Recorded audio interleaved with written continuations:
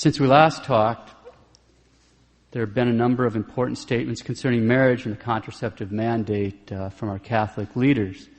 So we'll start with some highlights from our Holy Father's recent statement regarding marriage. Pope Benedict XVI addressed to bishops of the United States. He spoke to the bishops of the Midwestern states, March 9th, 2012. Quote, "It is in fact increasingly evident that a weakened appreciation of the indissolubility of the marriage covenant and the widespread rejection of a responsible, mature sexual ethic grounded in the practice of chastity have led to grave societal problems bearing an immense human and economic cost. Yet as Blessed John Paul II observed, the future of humanity passes by way of the family. Indeed, marriage and the family are institutions that must be promoted and defended from every possible misrepresentation of their true nature, since whatever is injurious to them is injurious to society itself." Marriage and the family are institutions that must be promoted and defended from every possible misrepresentation of their true nature, since whatever is injurious to them is injurious to society itself. That's important. There is a lot of misrepresentation these days, so let's pause for a minute and review to make sure we have a clear understanding of the true nature of marriage. Remember that marriage is a contract that results in a relationship. In the marriage contract, a man and a woman give and accept a perpetual and exclusive right for acts which are themselves suitable for the generation of children. If a man and a woman validly make this contract, then God attaches the consequence that the two become related to each other closer than a brother is to a sister, closer than a father is to his son. That relationship is made directly by God. That relationship is perpetual, which means that it lasts until death. It's exclusive, which means that only that man and only that woman are involved and no one else. And it's limited, which means that the couple only has the right for acts which are of themselves suitable for the generation of children. The primary purpose of marriage is the procreation and the education of children.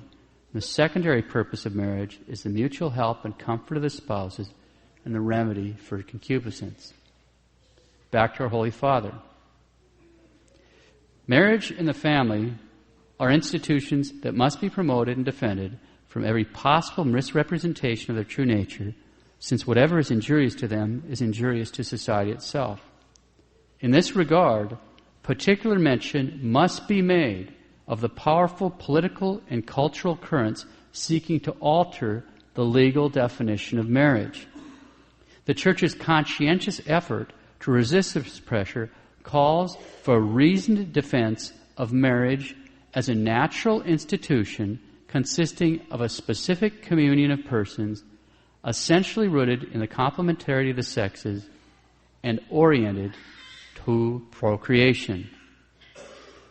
Marriage is a natural institution consisting of a specific communion of persons, essentially rooted in the complementarity of the sexes and oriented to procreation. We have to have a reasoned defense of that.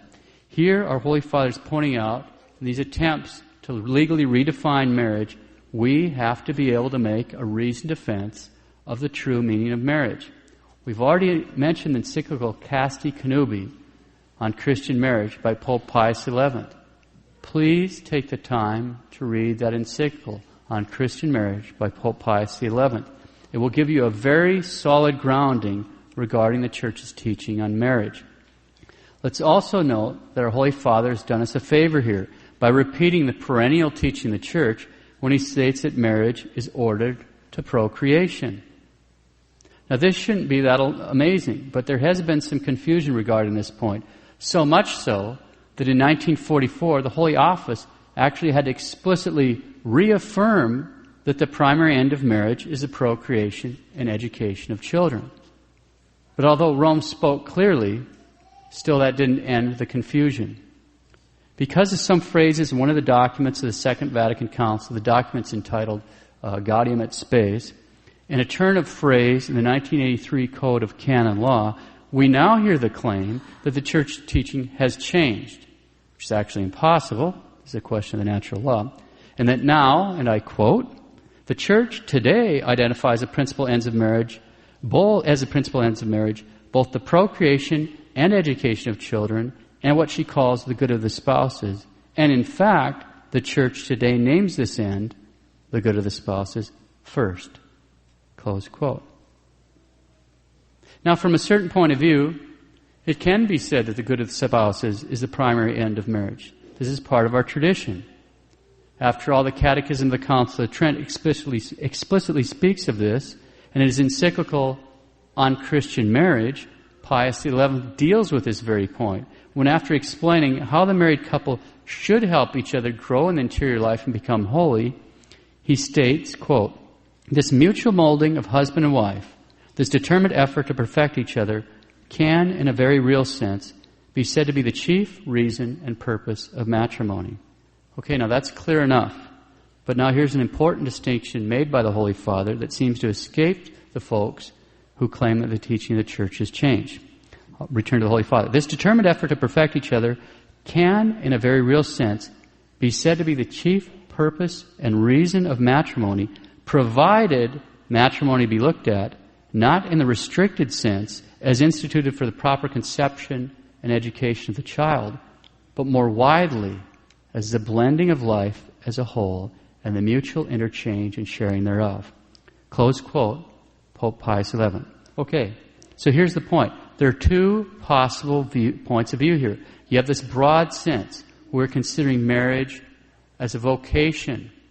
And in and then we have the more strict sense when we're considering marriage as marriage, or in the words of Benedict XVI, marriage as a natural institution. So you have the broad sense, marriage as a vocation; the narrow sense, marriage as it is in itself, marriage as a natural institution.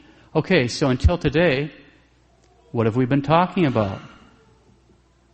We've been talking about marriage as marriage. We've been talking about marriage as a natural institution, as a contract that results in a relationship, and in that contract, a man and a woman give and accept a perpetual and exclusive right for acts which are themselves suitable for the generation of children. And the primary end of marriage as marriage is the procreation and the education of children, as the Pope has once more made clear. We can't even have an intelligent discussion about marriage until we get this right. How can we possibly understand marriage as a vocation if we don't have a clear understanding of what marriage is in and of itself as a natural institution? And it isn't just the San Francisco lobby that has this wrong. Read the Defense of Marriage Act. It's not actually defending marriage. It is accidentally, but not directly. Read it. There's massive confusion here. That makes it easy to see why Pope Benedict called for, quote, a reasoned defense of marriage as a natural institution. So we've been talking about marriage as a natural institution, although today we've briefly touched on marriage as a vocation and the end considered from that point of view. Over time, we will go into more depth there because we want you to be holy. But even that is nothing new. The fact that every vocation is a call to holiness, and that marriage is a vocation, which means that it's a call to holiness on the part of the couple, all that's part of the tradition. It wasn't suddenly discovered at Vatican II. That's just pure mythology when you hear that. Absolute mythology. The fact that the primary end of marriage is a vocation is the holiness of spouses, that fact hasn't somehow erased or eclipsed another fact, which is the fact that the primary end of marriage, the primary end of marriage as a natural institution, is the procreation and the education of children. That can never change. But nowadays, all too often, this end is somehow demeaned or even dismissed, and not just by the people using contraceptives and sterilizations, and not just by those who are practicing NFP without sufficient reasons, but also by those who are not making the correct distinctions between marriage as a vocation and marriage as a natural institution, or have been so confused by terminology in God, Human Space or the 1983 Code. So we need to be thankful for our Holy Father, Benedict XVI, for reminding us of all these truths. Okay, so how would we answer people who ask, well, what about the phrase in Gaudium et Spes in the new code that seem to show that the Church's teaching has changed? You can point them to an article. It's available online called Reason and Purpose of Matrimony. It's written by Matthew Buckley, from which we'll quote very briefly with some editing as usual.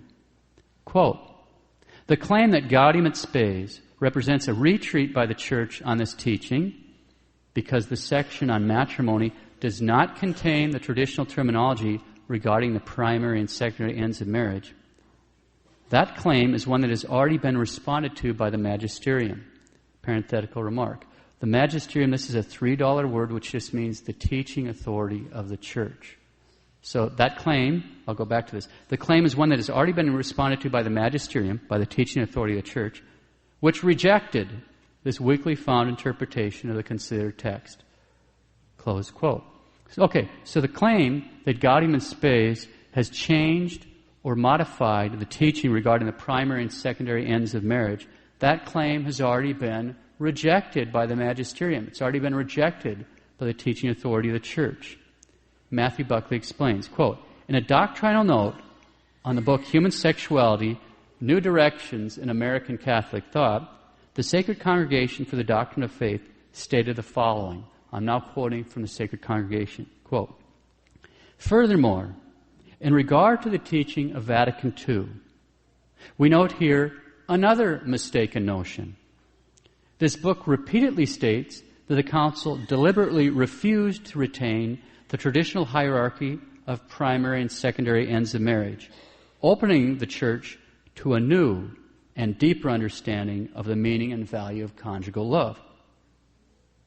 On the contrary, replying to a proposal brought forth by many Council Fathers to put this traditional hierarchical distinction into the text of Gaudium et Spes, the Commission of the Modi, now this was the theological commission at the Council itself that was responsible for, in the drafting stages, the Commission declared explicitly, in a pastoral text which intends to institute a dialogue with the world, juridical elements are not required.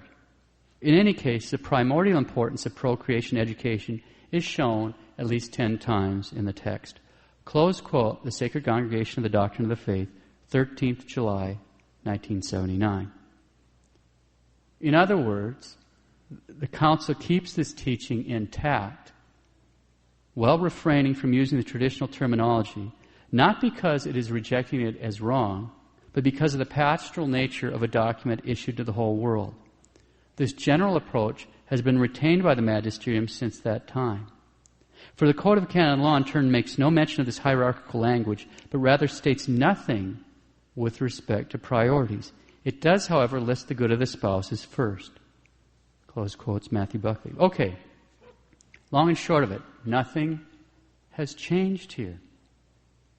And it can't. The primary end of marriage as a natural institution is a procreation and education of children. And the documents of the Second Vatican Council didn't teach otherwise. And in fact, that claim was rejected by the teaching authority of the Church, by the magisterium, 33 years ago. You know, when someone starts saying something like this, in regards to a matter of faith or morals, that the teaching of the Church has suddenly changed, don't get all worked up. God gave the Church everything she needs right out the gate. God isn't going to have any new ideas. He didn't forget anything. He certainly isn't about to remember anything. He already knows it all. He's God. Since God isn't going to suddenly remember to give the Church some new teaching, when something like this comes up, if we just stay calm and read it all in the light of tradition, we'll keep out of these troubles.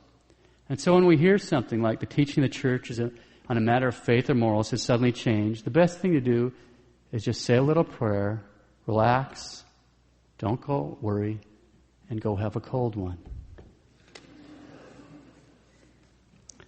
And when these claims when they make these claims concerning the teaching of Vatican II, it might help to keep this little truth in mind. And I quote, "The truth is that this particular council, Vatican II, defined no dogma at all and deliberately chose to remain on a modest level as a merely pastoral council. And yet many treat it as though it had made itself into a sort of super dogma which takes away the importance of all the rest. Close quote. That's worth repeating. The truth is that Vatican II defined no dogma at all and deliberately chose to remain on a modest level as a merely pastoral council. And yet many treat it as though it had made itself into a sort of super dogma which takes away the importance of all the rest. Might help to know who said that. It's Cardinal Ratzinger, the bishops of Chile in 1988. We'll return to him as Pope Benedict. Quote, particular mention must be made of the powerful political and cultural currents seeking to alter the legal definition of marriage. The Church's conscientious effort to resist this pressure calls for a reasoned defense of marriage as a natural institution consisting of a specific communion of persons essentially rooted in the complementarity of the sexes and oriented to procreation. Sexual differences cannot be dismissed as irrelevant to the definition of marriage. Defending the institution of marriage as a social reality is ultimately a question of justice, since it entails safeguarding the good of the entire human community and the rights of parents and children alike.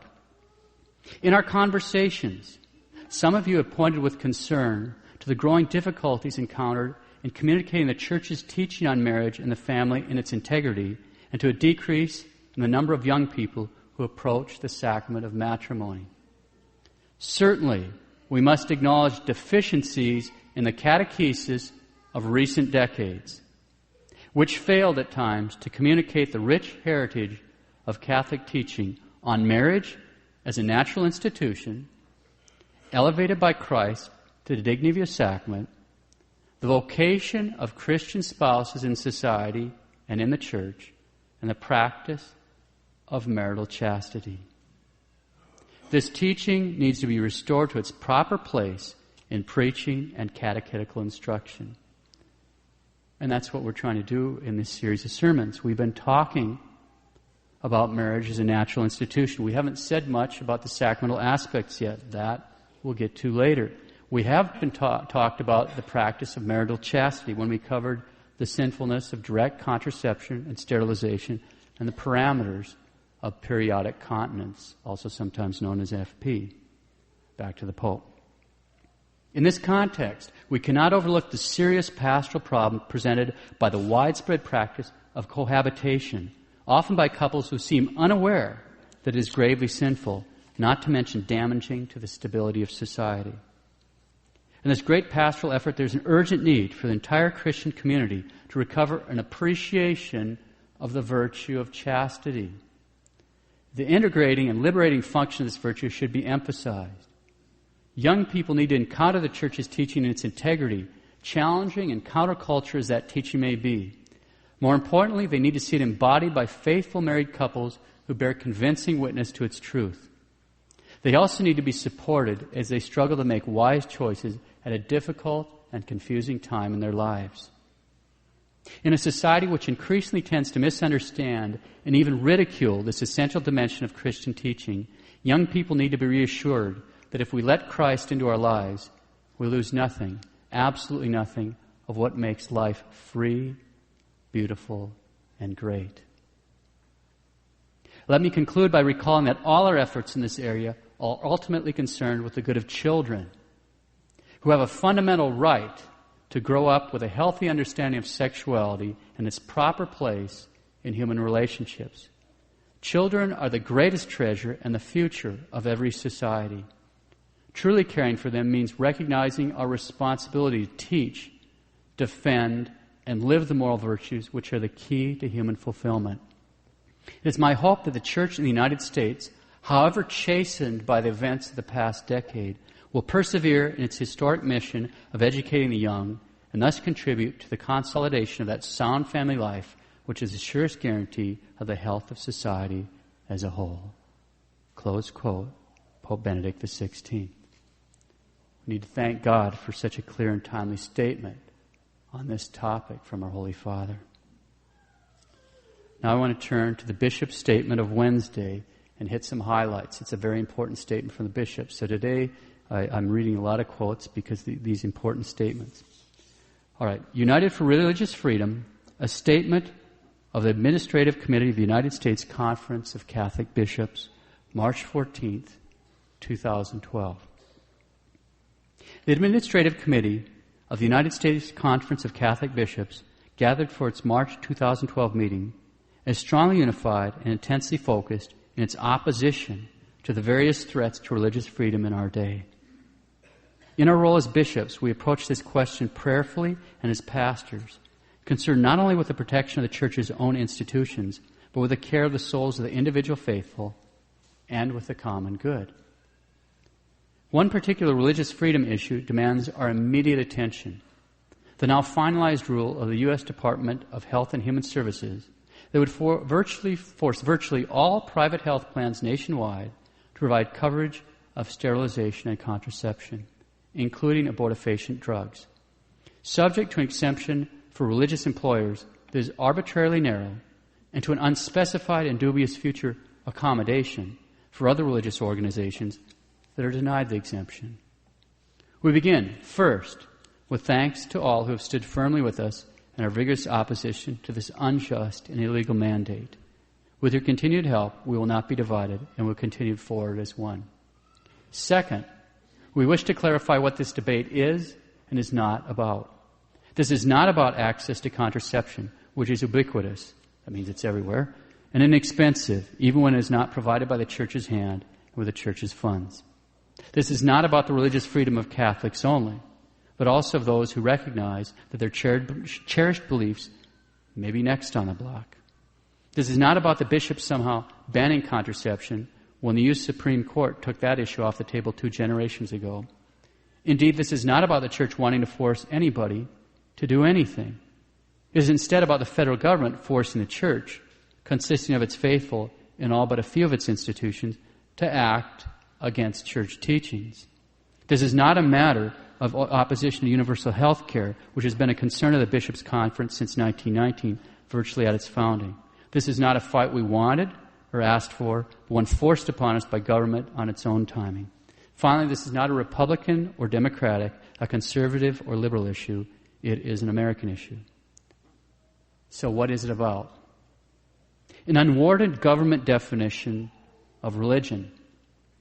The mandate includes an extremely narrow definition of what HHS deems a religious employer deserving exemption. Employers who, among other things, must hire and serve primarily those of their own faith. We are deeply concerned about this new definition of who we are as people of faith and what constitutes our ministry. The introduction of this unprecedented defining of faith communities and their ministries has precipitated the struggle for religious freedom. Government has no place defining religion and religious ministry. HHS thus creates and enforces a new distinction, alien both to our Catholic tradition and to federal law, between our houses of worship and our great ministries of service to our neighbors, namely the poor, the homeless, the sick, the students in our schools and universities, and others in need of any faith community or none. We are commanded both to love and to serve the Lord. Laws that protect our freedom to comply with one of these commands, but not the other, are nothing to celebrate. Indeed, they must be rejected, for they create a second class of citizenship within our religious community. And if this definition is allowed to stand, it will spread throughout federal law, weakening its healthy tradition of generous respect for religious freedom and diversity. All, not just some, of our religious institutions share equally in the very same God-given, legally recognized right not to be forced to act in a manner contrary to their own beliefs, a mandate to act against our own teachings. This exemption is not merely a government foray into internal church governments, where government has no legal competence or authority, disturbing though that may be. This error in theory has grave consequences in principle and practice. Those deemed by HHS not to be religious employers will be forced by government to violate their own teachings within their very own institutions. This is not only an injustice in itself, but it also undermines the effective proclamation of those teachings to the faithful and to the world. For decades, the bishops have led the fight against such government incursions on conscience particularly in the area of health care. Far from making us waver in this long-standing commitment, the unprecedented magnitude of this latest threat has only strengthened our resolve to maintain that consistent view. A violation of personal civil rights.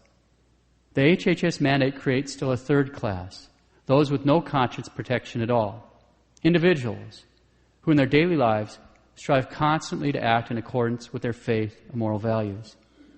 They too face a government mandate to aid in providing services contrary to those values, whether in their sponsoring of and payment for insurance as employers, their payment of insurance premiums as employees, or as insurers themselves, without even the semblance of an exception. This too is unprecedented in federal law, which has long been generous in protecting the rights of individuals not to act against their religious beliefs or moral convictions. We have consistently supported these rights, particularly in the area of protecting the dignity of all human life, and we continue to do so. Third, we want to indicate our next steps. We will continue our vigorous efforts at education and public advocacy on the principles of religious liberty and their application in this case and others. We will continue to accept any invitation to dialogue with the executive branch to protect the religious freedom that is rightly ours. We will continue to pursue legislation to restore the same level of religious freedom we have enjoyed until just recently. And we continue to explore our options for relief from the courts under the U.S. Constitution and other federal laws that protect religious freedom. All these efforts will proceed concurrently and in a manner that is mutually reinforcing.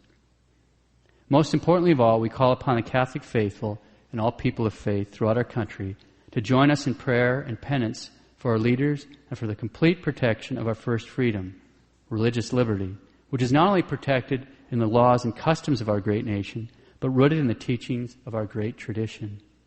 Prayer is the ultimate source of our strength, for without God we can do nothing, but with God all things are possible. We call upon the Catholic faithful to join us in prayer and penance. Prayer is the ultimate source of strength, for without God we can do nothing, but with God all things are possible. So those are marching orders from the bishops, prayer and penance. So in response to this statement, which the bishops made on Wednesday, in which we just heard they expressed their willingness to accept any invitation to dialogue with the executive branch, late Friday afternoon, the Obama administration showed their infinite regard by upping the ante. They vomited up yet another proposal regarding their favorite recreational drug. Washington, D.C., March 16, 2012, lifesitenews.com. In a move that is likely to reignite the ire of religious leaders, late Friday afternoon, the Obama administration announced a proposal that would require universities, including religious universities, to provide contraception, sterilization, and abortion-inducing drugs to their students, as well as their employees, without a copay. This appears to have significantly widened the originally announced HHS mandate, which had only applied to employees. The proposal, particularly the widening of the mandate to cover students, was met with simultaneous statements of support from members of the abortion lobby. Close quote. So the gloves are coming off. We better be really serious about prayer and penance.